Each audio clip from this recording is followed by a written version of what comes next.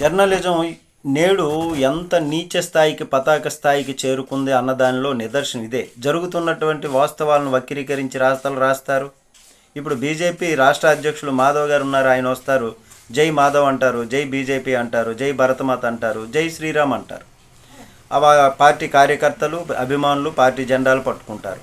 అట్లాగే చంద్రబాబు గారు వచ్చినా అలాగే ఉంటుంది, అలాగే లోకేష్ బాబు గారు వచ్చినా అదే.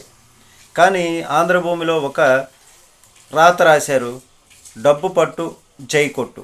ఆహ్వాన పత్రిక ఇచ్చినటువంటి వాళ్ళకి వైసీపీ నేతలు వింత షాకులు. జగన్కు జేజేలు కొట్టించాలని కండిషన్, ఖర్చు తామే చేస్తామని హామీ, వైసీపీ అధినేత కొత్త ట్రెండ్.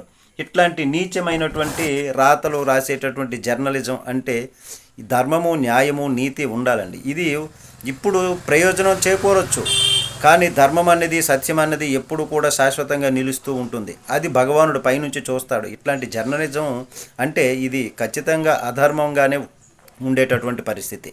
మీరైతే ఏమంటారు?